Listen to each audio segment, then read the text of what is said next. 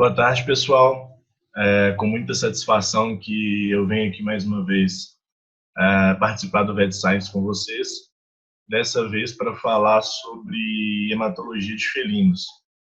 É um tema bem abrangente, porque felinos, como a gente sabe, têm suas particularidades, tanto no atendimento, como nos nossos exames no laboratório. E a ideia é mostrar para vocês um pouquinho dessas particularidades e ver como a gente pode tirar muitas informações de um simples hemograma, quando esse hemograma é bem feito, bem detalhado.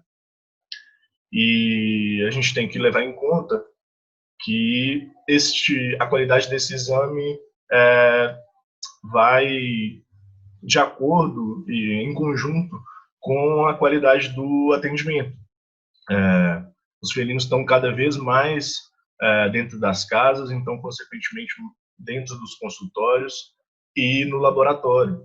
E a gente precisa estudar e adequar para o atendimento dessa espécie, para que a gente possa ter melhor qualidade no atendimento, melhor qualidade nos exames e conseguir interpretar melhor tudo que um hemograma pode dar para a gente, tudo que aquele atendimento pode dar para a gente. Então, vamos começar. Eu espero que fique bem claro a ideia de passar algumas particularidades do hemograma felino, e a gente vai conversando aos pouquinhos ao longo dessa apresentação.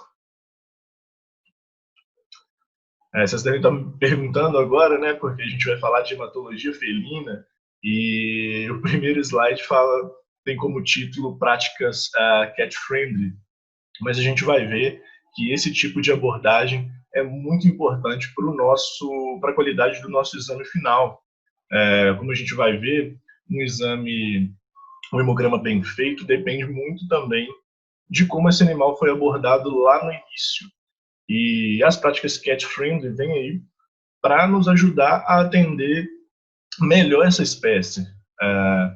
Os felinos têm as suas necessidades e a gente precisa adequar o nosso atendimento a ele. E utilizando essas práticas, com certeza, a coleta de vocês, o material enviado ao laboratório vai ter uma qualidade muito maior e o diagnóstico de vocês vai ser mais preciso. A nossa interpretação do hemograma vai ser mais preciso. Então, eu vou falar um pouquinho, bem basicamente, sobre esse tipo de abordagem, só para a gente ter uma noção do quão importante é abordar os felinos dessa maneira, utilizando essas práticas, para que no final a gente tenha um exame de melhor qualidade, um exame mais fidedigno para o nosso paciente. Então, o que são? As práticas cat-friendly são uma série de recomendações para tornar o tempo no veterinário menos traumático para os gatos e seus tutores, ao mesmo tempo em que garanta atendimento de qualidade específico para felinos. Então, a ideia é essa, pessoal: atender o nosso paciente de acordo com as necessidades dele.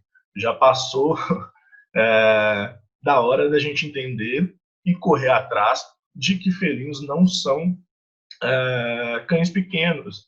A gente precisa atender eles como felinos e eles têm necessidades diferentes dos cães. Qual é a vantagem de se utilizar esse tipo de prática?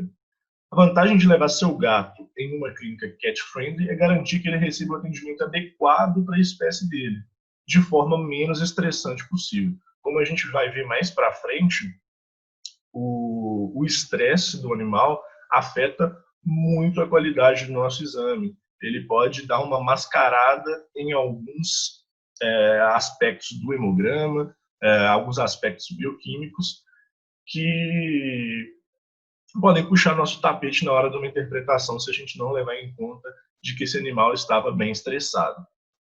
Então, as práticas cat-friendly englobam diferentes áreas e aspectos da clínica, dentre elas instalações específicas, o preparo do animal, a atualização da equipe com conhecimento específico aí para felinos, instrumentos, equipamentos, a manipulação do animal, extremamente importante para a qualidade do nosso atendimento, para a qualidade do exame final. Comunicação com a família, anestesia, internação e os exames.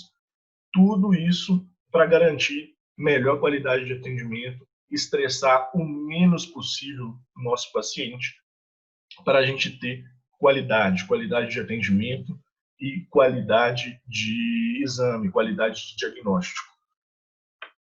Alguns exemplos dessas práticas são os seguintes: saber identificar a linguagem do gato e a forma de manipulá-lo, visando minimizar o estresse. A gente sabe que já são animais que tendem a se estressar mais facilmente. Há uma diferença grande que a gente sabe de personalidade de um gato para outro.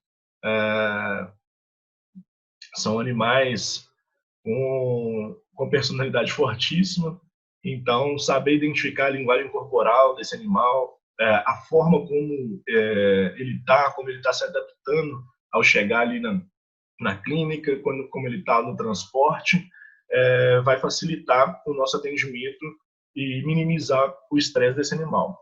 Fornecer informações para o tutor sobre cuidados com a saúde, comportamento e ambiente. Muito importante sempre lembrar comportamento e ambiente para os felinos. A gente tem que ter essa ciência da importância dessas duas coisas. Sala de espera sem cães e de preferência sem contato com outros felinos. Muito importante para minimizar o estresse. Ambiente limpo e higiênico que minimiza o impacto negativo de luzes, odores e barulhos. Internação com o mínimo de contato com outros gatos, longe ou de preferência sem cães. Tudo visando o conforto desse felino. Porque a gente quer um animal tranquilo. E quem determinou essas práticas? Quem estudou isso? A gente sabe que a área comportamental da veterinária vem crescendo muito, os estudos sobre comportamento espécie específico vem crescendo demais. Mas para a gente ter uma noção de como é importante e de quão global está a ideia dessas práticas, a gente mostra que elas foram estabelecidas a nível global pela Associação Americana de Veterinários de Gatos e pela Sociedade Internacional de Medicina Felina. Então é algo bem estudado, é algo bem falado e que a gente deve ter conhecimento e deve utilizar. Porque é isso que a gente quer evitar. A gente quer evitar um gatinho arisco que a gente vai fazer uma coleta e a gente não vai obter um material de qualidade por conta do estado fisiológico ali que o felino se encontra. A gente não quer um gatinho arrepiado assim, bravo desse jeito. A gente quer ele dessa forma, tranquilo, sem estresse. A gente sabe que é muito difícil, mesmo com todas essas práticas, obter um paciente tão calmo dessa forma. Mas o objetivo final é esse, é minimizar ao máximo o estresse desse paciente, porque ele tranquilo, a gente vai ter qualidade. Lembrando sempre isso, qualidade no atendimento, qualidade no exame que a gente vai enviar para o laboratório. Então, a gente vai ter qualidade de diagnóstico e de interpretação. Beleza? Agora, começando mais especificamente a nossa palestra, vamos falar sobre a hematologia de felinos, vamos conversar aí sobre algumas particularidades dos eritrócitos, dos leucócitos, plaquetas, e por fim a gente comenta juntos aqui dois casos clínicos para a gente ver o quão importante e quanta informação o hemograma pode passar para a gente. Então vamos lá, vamos começar pelos eritrócitos. As hemácias dos felinos são discos bicôncavos de aproximadamente 5,5 a 6,3 micrômetros de diâmetro. São hemácias menores que a dos cães. As hemácias dos cães são significativamente maiores que a dos felinos. A gente percebe isso claramente no esfregaço sanguíneo. E elas têm esse formato bicôncavo para facilitar a própria deformação delas passando pelos capilares, né, na circulação.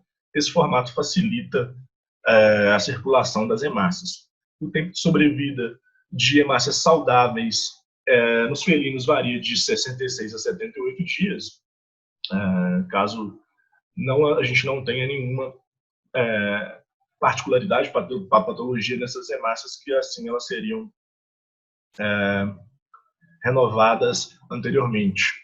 A concentração de hemácias nos felinos varia de 5 a 10 milhões de hemácias por microlitro, e a média nessa espécie vai de 7,5 milhões de hemácias por microlitro. Aqui nessa imagem a gente consegue perceber bem o formato e o tamanho das hemácias dos felinos em comparação ali às células nucleadas, os leucócitos. A gente também tem algumas plaquetas nessa imagem, mas é só para a gente ter aí a noção do tamanho e de como a gente vê as hemácias felinas em um esfregaço. A gente vai ver se é uma imagem muito boa, é um esfregaço muito bom. Tem uma setinha aí, essa setinha está mostrando o corpúsculo de Raul-Joly, que é bem comum em felinos, e a gente vai falar um pouquinho mais para frente sobre ele. Os reticulócitos, pessoal, que nos dão informações aí importantíssimas sobre anemia, se a anemia que o nosso paciente tem é regenerativa ou não regenerativa. Nos felinos eles aparecem de forma agregada, que são os eritócitos anucleados mais jovens na circulação, e os pontilhados, que podem ser vistos de 2 a 3 semanas após a liberação da medula óssea, após a liberação pela medula óssea. Então, a gente tem que ter em mente que um esfregaço contendo reticulócitos na morfologia de reticulócitos agregados, que a gente tem ali uma resposta acontecendo de imediato, enquanto os reticulócitos pontilhados eles já estão ali na circulação há mais tempo do que os agregados. A gente tem essa aí particularidade nos felinos. A gente vai ver uma imagem que a gente vai conseguir entender melhor e ver o que é na lâmina esses reticulócitos. Então, na imagem a gente tem 3 reticulócitos, sendo que o do meio e o da direita, que são essas setas, as setas que estão para baixo, são os reticulócitos agregados, enquanto esse da esquerda, o reticulócito pontilhado. É dessa forma que a gente vê numa lâmina os reticulócitos felinos. O reticulócito passa informações importantíssimas para a gente, com um simples hemograma, com um simples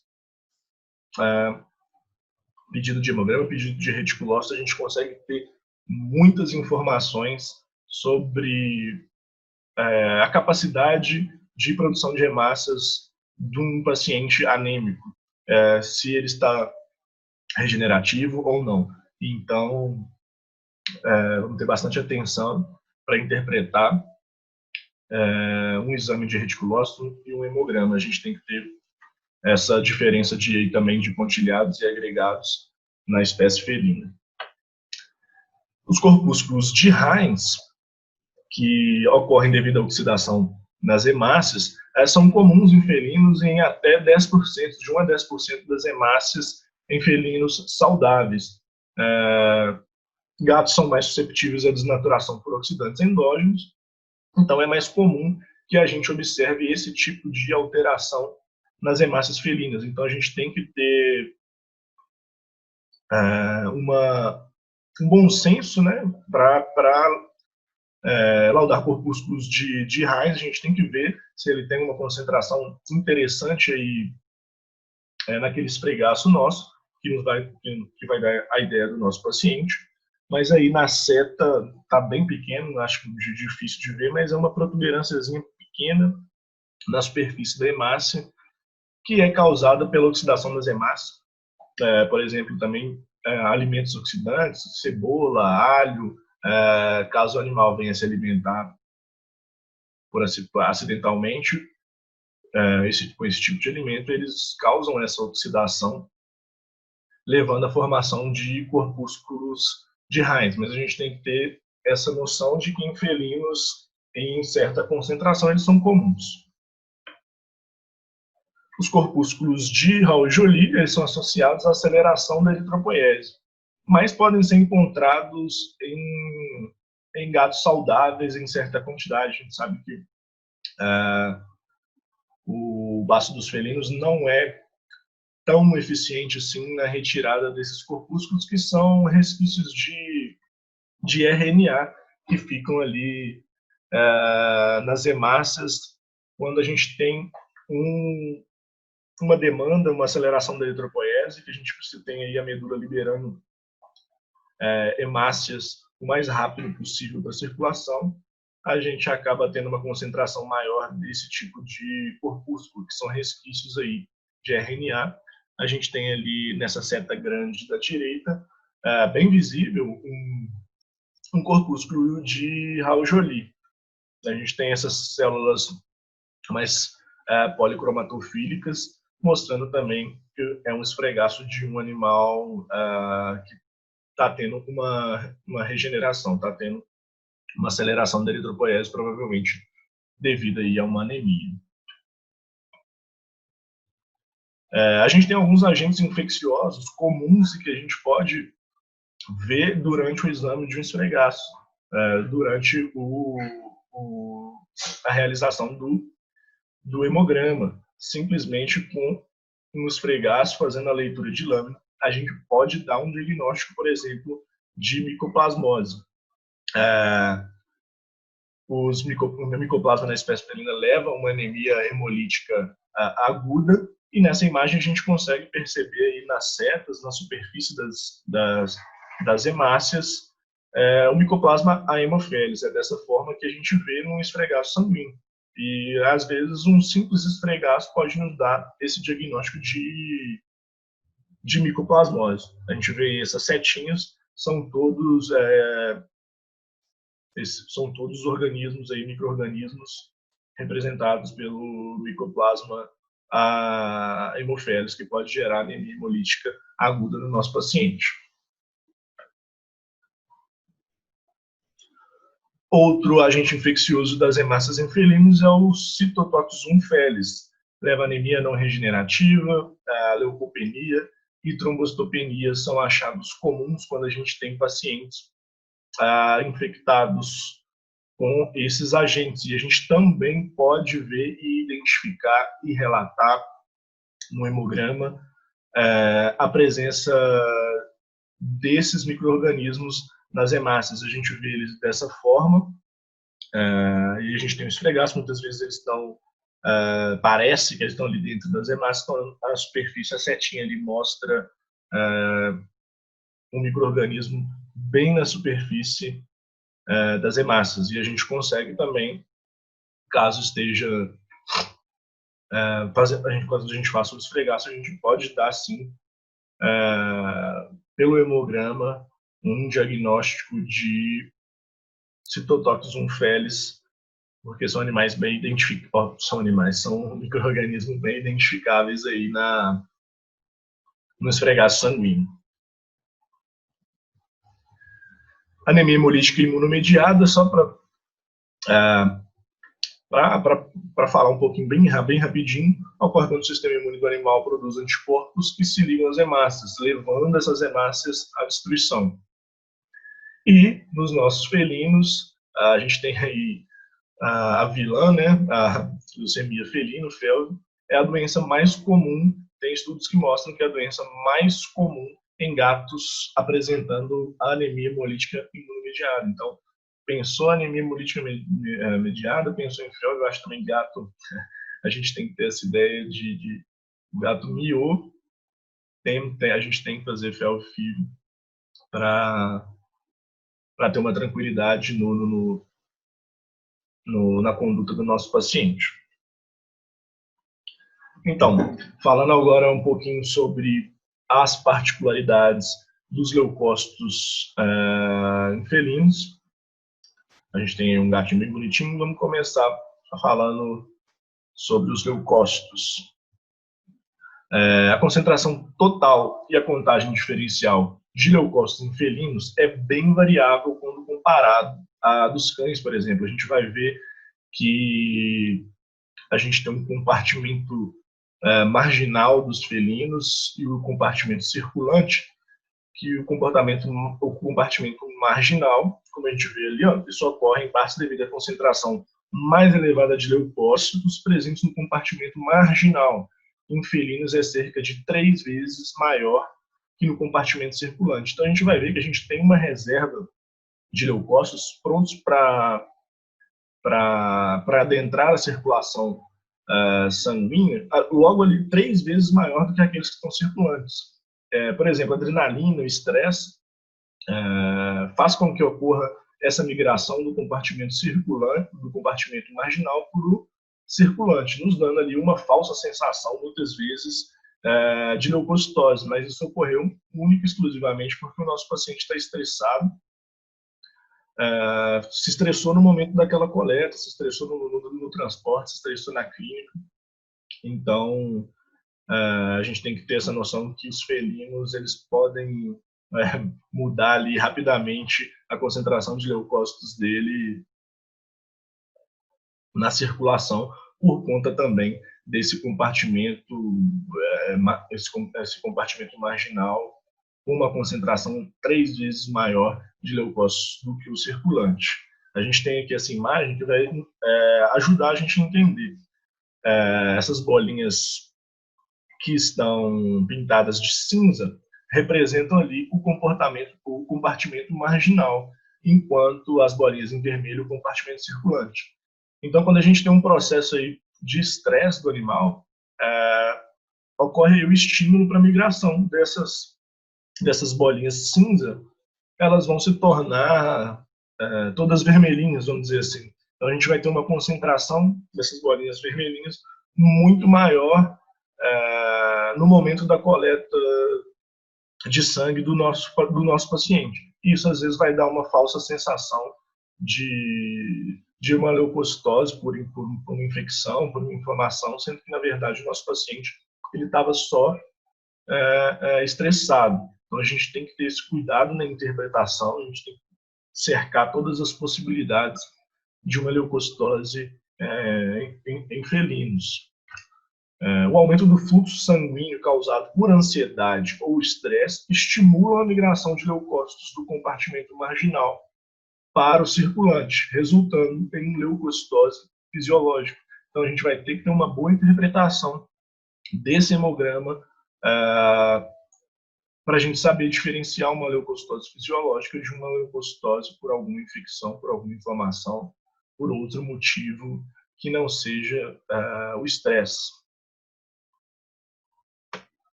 Aí eu vou mostrar agora, nessas imagens, um pouquinho da morfologia dos leucócitos felinos. Eles são muito parecidos com dos cães, com exceção do eosinófilo, que tem uns grânulos um pouco mais finos. Então, nessas imagens, a gente vê na imagem da esquerda um neutrófilo, e na setinha é interessante que está mostrando, como a gente viu alguns slides atrás, o citotoxum felis numa hemácia. Na imagem da direita, a gente tem 2 eosinófilos, o eosinófilo que está mais em cima, ele está íntegro e a gente tem esses grânulozinhos eosinofílicos no citoplasma, enquanto esse de baixo ele está estourado. Acontece muito da gente pegar células estouradas no esfregaço, e aí a gente tem um eosinófilo que está estourado sem essa delimitação aí pelo citoplasma. Nessas duas imagens, na imagem da esquerda, a gente tem um basófilo representado por essa setinha, e embaixo é um eosinófilo, pessoal. Acho que tá difícil até para mim ver, até para eu ver aqui, então acredito também que deve estar difícil para vocês, mas acreditem. A setinha representa um basófilo, enquanto esse de baixo é um eosinófilo. E o que é interessante também nessa imagem são as hemácias. Percebam as hemácias que elas estão bem juntinhas, parecendo uma pilha de moedas, quando a gente derruba uma pilha de moedas, essa característica é chamada de formação em rolu, que acontece, que é bem comum em felinos. A gente pega aí praticamente 90% das lâminas em felino, a gente encontra essa formação, que é bem comum em felinos. A gente tem que laudar, mas temos que interpretar bem, é só mais uma informação que pode complementar o nosso exame, mas é bem comum em felinos, acontece pela elevação de imunoglobulinas em outras espécies, mas em felino é bem comum a gente encontrar formações em rolu. Na figura da direita a gente tem 2 linfócitos, esse linfócito de baixo da DE é um pouco edentado, um pouco reativo, mas são 2 aí linfócitos. A gente tem aí também algumas plaquetas, uma imagem grande para a gente poder também identificar um pouquinho da morfologia das hemácias. Então, estão aí 2 linfócitos felinos. E, por fim, um monócito, tem essa célula maior, com núcleo pleomórfico, citoplasma basofílico, a gente tem alguns vacúolos ali nesse citoplasma, e esse aí é um monócito felino. Falando um pouquinho agora das plaquetas, que são vilãs, né, na hematologia felina, porque as plaquetas felinas já têm uma tendência maior à agregação, juntando ainda com o estresse, a manipulação do animal, talvez um garroteamento excessivo, um tempo de coleta maior. A gente tem aqueles numerosos agregados plaquetários, que é o terror ali do patologista na hora de fazer a estimativa, a contagem dessas hemácias, e muitas vezes a gente tem essa falsa sensação de trombocitopenia, porque as hemácias estão todas ali agregadas. As hemácias não, pessoal, desculpa, as plaquetas estão todas ali agregadas, o que dificulta aí o nosso diagnóstico de uma trombocitopenia, por exemplo. As plaquetas felinas têm morfologia similar à das outras espécies, entretanto, podem aparecer frequentemente macrocíticas e alongadas nos esfregaços sanguíneos. A ideia é que quando a gente tem hemácias macrocíticas em outras espécies, até mesmo felinos, apesar de, no caso de felinos, ser mais comum a gente encontrar plaquetas macrocíticas, mas a ideia é o quê? Plaquetas macrocíticas têm uma aceleração ali da medula óssea, liberando essas plaquetas por alguma necessidade do nosso paciente. Os felinos têm essa tendência a formar agregados plaquetários. A combinação entre plaquetas macrocíticas e a propensão a formar agregados frequentemente induzem uma falsa trombocitopenia. Então, aqui que a gente tem que lembrar das práticas cat-friendly, que pode nos ajudar bastante no diagnóstico, na contagem aí das plaquetas. Quanto menos estressado o animal, a gente vai ter uma probabilidade menos estressada e uma coleta boa, a gente vai ter aí a chance de um material de melhor qualidade para a gente poder fazer essa contagem das plaquetas. Lembrando que é muito importante a gente ter no laudo ali se são numerosos agregados plaquetários, se a gente viu só alguns, para a gente ter um pouco de ideia, né, o animal está, a contagem total de plaquetas me mostrou uma trombocitopenia, mas esse esfregaço está com uma concentração intensa de agregados plaquetários. Então a gente tem essa ideia de que provavelmente aquela trombocitopenia é falsa, por conta daquele tanto de agregado que a gente tem ali. E num esfregaço sem agregados, animais menos estressados, a gente vai ter uma qualidade maior para poder fazer a estimativa e a contagem dessas plaquetas. Nessas imagens, a gente tem na figura da esquerda essa setinha mostrando uma plaqueta macrocítica, A gente pode ver que ela fica até maior que as próprias hemácias, uma plaqueta microcystic. A gente tem outras plaquetas ali, é uma ótima imagem, um ótimo esfregaço, é assim que a gente gosta de fazer a contagem das plaquetas, elas estão bem identificáveis ali, sem nenhuma agregação. Já nessa segunda imagem, na imagem da direita, é o que acontece quando a gente tem agregados plaquetários. As plaquetas ficam ali todas juntinhas e a gente não consegue fazer essa contagem fidedigna. A gente tem a imagem é curta, né? É só um fragmento, mas muitas vezes acontece da gente ter esse tipo de informação repleta pela lâmina, que inviabiliza aí uma contagem fidedigna dessas plaquetas, que, como a gente disse anteriormente, pode nos dar essa falsa sensação de trombocitopenia. Vou mostrar agora um pouquinho dos parâmetros quantitativos, e aí a gente conversa sobre 2 casos clínicos para a gente fechar e mostrar aí a importância da interpretação de um hemograma.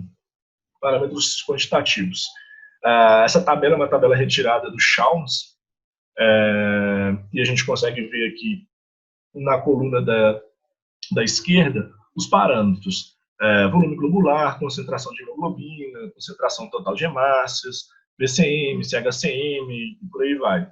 E aqui em cima a gente tem a idade dos felinos, e aí estão os intervalos de referência, o que a gente espera dentro da normalidade desses pacientes. A gente vê que em felinos a idade é bem importante, varia até de forma considerável ali os intervalos de referência. A gente tem aqui de 0 a 2 semanas, 2 a 4 semanas, 4 a 6 semanas, até mais de 18 semanas, que a gente vai ter aí já mais uma linearidade, né? Algo que já não vai variar tanto assim mais com a idade. Mas no início a gente tem essa variação bem marcante, por exemplo, aqui de 0 a 2 semanas, a gente tem, dentro da normalidade, por exemplo, um paciente com 35% de volume globular, enquanto de 2 a 4 semanas a gente já pode ter isso dentro da normalidade com 26%, e depois vai tendendo a uma normalidade de não variar mais tanto assim esses parâmetros. Nessa tabela, também retirada do Chalmers, a gente tem os intervalos de referência segundo Jain, em 1986, que é essa coluna do meio. Na coluna da esquerda a gente tem os parâmetros, na coluna do meio a gente tem os intervalos de referência proposto por Jain. E na tabela na coluna da direita a gente tem aí os intervalos de referência propostos por Moritz. A gente vê aqui a importância que todo mundo dá para os reticulócitos de felinos, que a gente tem uma porcentagem de reticulócitos dentro da normalidade. Por exemplo, aqui na tabela de Jain, ele considera que 0 a 0,4% de reticulócitos agregados está dentro da normalidade para felinos, enquanto os reticulócitos pontilhados de 1,4% a 10,8% está dentro da normalidade. Aí a gente tem o VCM. VCM é algo bem importante na espécie felina, para a gente poder diferenciar no hemograma também da espécie canina e de outras espécies. O VCM é algo que a gente utiliza bastante. Mais para baixo temos aqui o leucograma, e aí estão os intervalos de referência mais utilizados para felinos. Então, para a gente finalizar, vou ler aqui um caso clínico para vocês. A gente vai ter um hemograma no próximo slide, e depois a gente vai interpretar esse hemograma juntos. Caso clínico 1. Gato macho levado à clínica veterinária apresentando letargia e polidipsia, ou seja, algo extremamente corriqueiro que não nos dá tanta informação assim. Agora já vem uma informação legal. Há um mês atrás, realizou hemograma e o mesmo relatava 38% de volume globular, ou seja, temos um paciente dentro da normalidade, dentro dos intervalos de referência. Todo o transporte e atendimento do paciente foi adequado às práticas cat-friendly. Foi solicitado pelo veterinário hemograma e outros exames complementares. Então, a gente vai pegar o hemograma desse animal e vamos interpretar juntos aí. Mas temos um animal que tinha 38% de volume globular há um mês atrás. Temos um animal que provavelmente foi atendido de forma menos estressante, devido a todas as políticas cat-friendly. E agora a gente tem um hemograma para interpretar. A gente começa vendo ali o volume globular desse paciente em um mês caiu de 38% para 13%. Então a gente já tem uma anemia severa nesse paciente, o que mostra também a concentração total de hemácias, a concentração de hemoglobina. Temos um VCM estranho aí, ó, 84 de VCM, sendo que dentro da normalidade, pelo menos desses intervalos de referência proposto para a gente ali, de 39 a 50, a gente tem um VCM de 84. O que a gente pode pensar com um VCM tão alto assim? Podemos pensar em aceleração da eritropoiese, liberação de células macrocíticas? Podemos, mas está muito alto esse VCM para isso. Podemos pensar em aglutinação? Interessante, a aglutinação é mais provável do que células macrocíticas com VCM tão alto assim. Agora temos uma informação ali importantíssima. Reticulócitos, 155 mil reticulócitos por microlitro. E dentro da referência, do intervalo de referência, isso é proposto para a gente ali, varia de 0 a 60 mil reticulócitos por microlitro. Então a gente já tem aí 155 mil, indicando que esse animal que a medula dele está produzindo mais hemácias, está tentando produzir mais hemácias, ou seja, a gente tem uma ideia de uma anemia regenerativa. Passamos para as células nucleadas, 20.600 leucócitos por microlitro, intervalo de 5,5 a 19,5, a gente tem aí uma leucocitose discreta. Mas aqui temos informações importantes. Ó. Temos 0,4 na concentração de metamielócitos, enquanto o intervalo de referência é 0. Temos 0,8 de bastonetes, enquanto o intervalo de referência é de 0 a 0,3. Então, a gente já vê um discreto desvio à esquerda nesse leucograma. Seguimos, temos os neutrófilos dentro da normalidade, uma discreta linfopenia, temos uma monocitose e temos aqui também, interessante, 4,8 da concentração de células eritroides nucleadas, o que também nos remete a uma anemia regenerativa. Plaquetas, aqui não há contagem, mas tem a informação de que ela está adequada.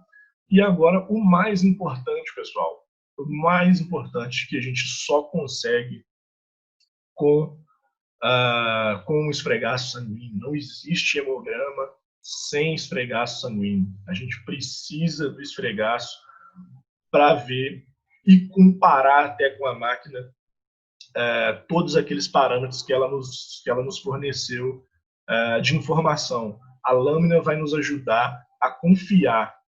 A lâmina vai nos ajudar a ter certeza daquilo que os equipamentos estão mostrando para a gente. E um equipamento não mostra concentração intensa de micoplasma nos eritrócitos. E aqui a gente tem uma observação de lâmina interessantíssima. Concentração intensa de micoplasma hemophilis nos eritrócitos. Ainda a gente tem mais aqui embaixo uma outra informação de linfócitos reativos, que a gente também, que a máquina não vai dar para a gente. A gente precisa do patologista clínico ali em cima daquela lâmina. Então, com um único hemograma, a gente conseguiu aí um diagnóstico que nos mostra aí o porquê dessa anemia, o porquê dessa reticulocitose, o porquê do nosso animal estar daquela forma. Então, para resumir esse caso clínico 1, para resumir esse hemograma, a gente viu que o gato apresentava anemia severa, que há um mês atrás ele tinha 38% de volume globular e, posteriormente, 13% de volume globular.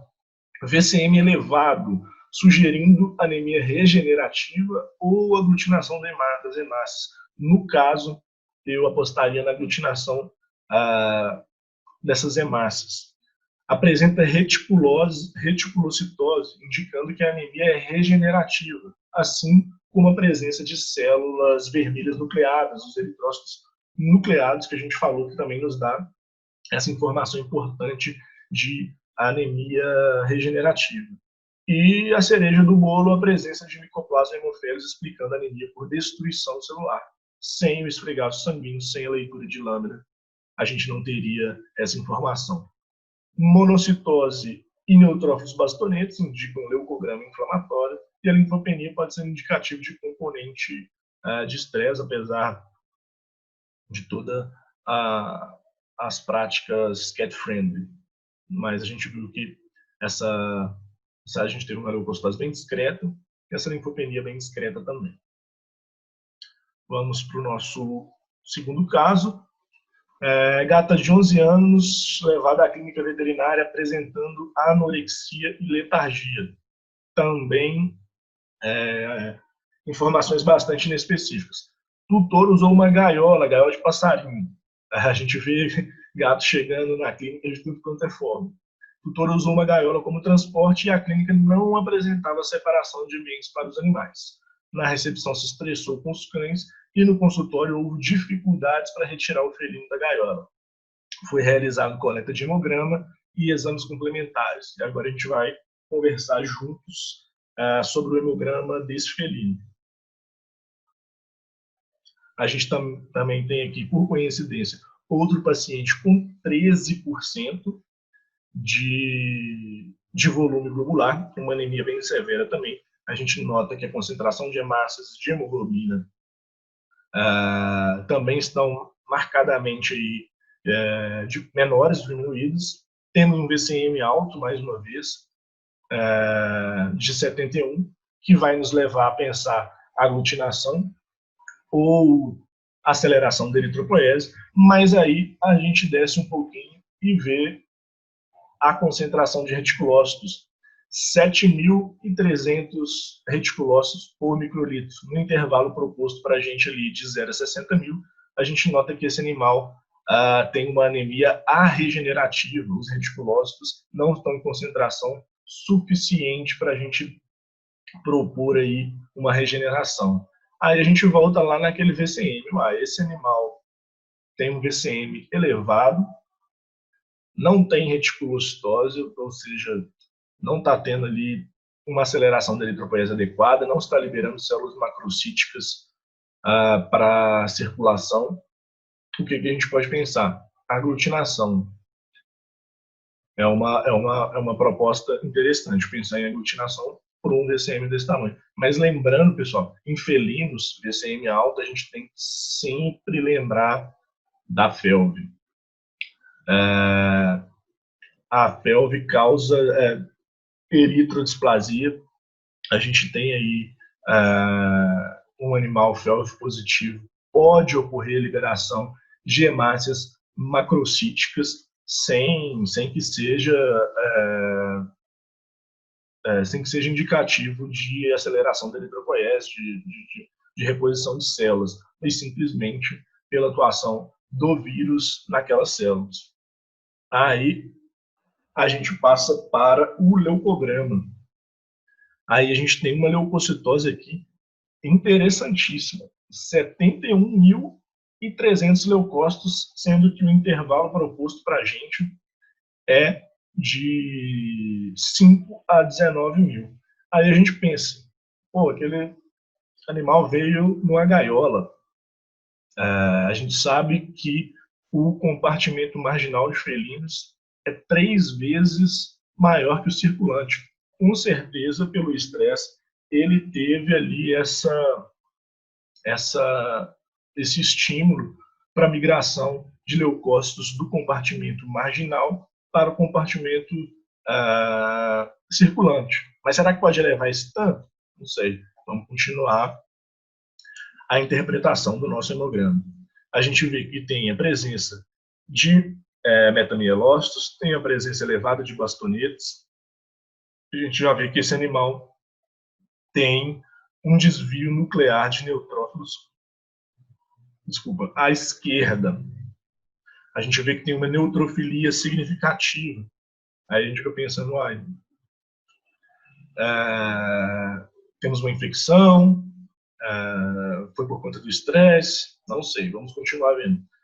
Linfócitos, a gente tem dentro da normalidade, temos uma monocitose, e aqui a informação mais interessante desse hemograma e que também a gente só vai conseguir através da leitura de lâmina. A gente tem aí a concentração de eritrócitos nucleados, 24.900 eritrócitos nucleados. Inclusive, eritrócitos nucleados na máquina nos passa aí essa falsa sensação dessa leucocitose, porque a máquina ela diferencia aí os leucócitos das hemácias através do núcleo. As hemácias não têm núcleo, mas quando são liberados os metarrubristos na circulação por uma aceleração da eritropoiese ou por outro motivo, a gente tem essa falsa sensação de leucocitose pelo hemograma liberado pela máquina. Então a gente tem que ter essa lâmina para ter certeza de tudo que está acontecendo com o nosso paciente. Esse hemograma ainda nos mostra que o patologista viu ali uma certa porcentagem de blastos, o que a gente não quer ver de forma alguma na circulação. Lembrando, pessoal, que blastos são células muito jovens e muito indiferenciadas. Por exemplo, no exame mielograma, a gente tem muita dificuldade de diferenciar as células jovens, células plásticas, linfóides, mieloides, eritróides. Então, na circulação, a gente tem que ter esse pé atrás e dizer mesmo que a gente viu blastos e descrever características daquela célula, que posteriormente, com exames complementares, a gente pode ter mais informações e chegar em um diagnóstico.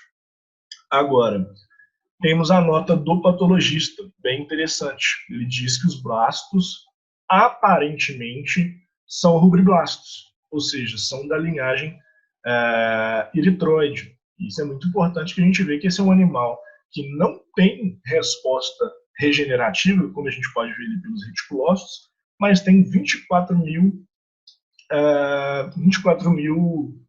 células eritroides nucleadas no sangue periférico, por microlitro. Então a gente já acha algo interessante. Por que essa medula está liberando células nucleadas, células tão imaturas assim, se nem reticulócitos a gente tem? Então ali a nota do patologista, ele diz que as células parecem ser rubriblastos, mas temos uma concentração ali intensa de pró-rubristos e rubristos, que aí a gente já consegue ter uma identificação mais precisa na lâmina. Então a gente tem um animal com células com concentração intensa de células eritróides nucleadas, sem concentração, sem reticulócito. É algo bem interessante, bem complicado assim da gente compreender, porque às vezes a presença de células nucleadas eritróides nos remetem a uma possível regeneração, a uma possível anemia regenerativa. Então, para finalizar, chegamos aqui à conclusão do nosso caso clínico 2. Felino também apresenta anemia severa, de 13%. Não há elevação significativa de reticulócitos, indicando que a anemia é arregenerativa. O VCM extremamente elevado na ausência de reticulócitos e aglutinação. Em gatos, como a gente já havia conversado, deve ser gatilho para a felve, pois o vírus induz eritrodisplasia. Neutrofilia, com desvio de desvio nuclear de neutrófilos à esquerda, e monocitose é indicativo de inflamação. Células vermelhas nucleadas, células eritróides nucleadas, na ausência de reticulócitos, pode possivelmente indicar leucemia envolvendo eritrócitos. Aquela concentração intensa, a presença de blastos, a presença de células eritróides muito jovens, na ausência de reticulocitose, a gente tem que pensar, pode pensar, apesar de raro, numa leucemia envolvendo eritrócitos. A gente tem que lançar mão de outros exames complementares, como um mielograma, uma citometria de fluxo, mas é algo que, pelo um simples hemograma, o hemograma já abre um leque enorme de possibilidades para a gente poder investigar quando esse hemograma é bem feito, quando esse hemograma tem observações de lâmina, quando esse hemograma é feito pelo patologista, quando todo o nosso material, desde do transporte do paciente até a chegada na clínica, da clínica para o laboratório, o material de qualidade, a gente pode ter muitas informações no hemograma. A gente viu aqui algumas particularidades de felino. A gente colocou 2 hemogramas para a gente discutir, viu que a gente pode tirar muitas informações desses hemogramas. No caso dos hemogramas completos aqui, eu não coloquei, não tinha com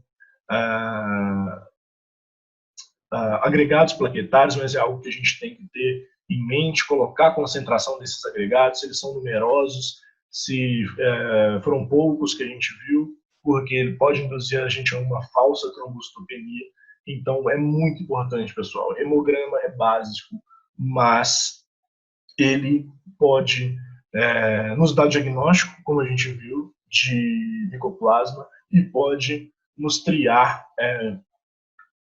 para outros lados, para outras possibilidades abertas ao nosso paciente, como a gente viu nesse segundo caso, com um único hemograma, animal anêmico, sem reticulocitose, mas com presença de células eritróides nucleadas na circulação, e a gente só vê isso através da lâmina. Então, a gente tem que lembrar, o equipamento está para nos auxiliar, mas a gente tem que ter a visibilidade da lâmina, a gente tem que bater o olho no microscópio e relatar essas informações que a lâmina nos dá para o clínico, para ele poder ter uma interpretação melhor do caso clínico dele, do paciente dele, e a gente levar informações mais precisas, principalmente em casos de felino, que são animais que muitas vezes não nos mostram aquilo que está passando. A gente pega, às vezes, felino com 15%, 12% de hematócrito, e eles estão lá, tranquilão, vivendo a vidinha deles. Beleza? Então, eu espero que tenha ficado algumas informações bacanas para vocês, que vocês tenham em mente algumas dessas particularidades. A gente não tem tanto tempo assim para falar muito e para discutir mais casos, mas eu espero que tenha ficado claro aí algumas particularidades dessa espécie. A gente tem que atender felinos de acordo com as necessidades dele e ter em mente as particularidades deles para fazer hemograma, para fazer qualquer outro exame de forma mais específica, mais adequada, mais interessante. Então é isso. Agradeço todo mundo, deixo o meu contato aí para qualquer dúvida, para qualquer reclamação, para qualquer crítica. Espero ter esse feedback de vocês. Muito obrigado, foi muito gratificante para mim, mais uma vez, participar com vocês do VetScience. Obrigado, um abraço a todos.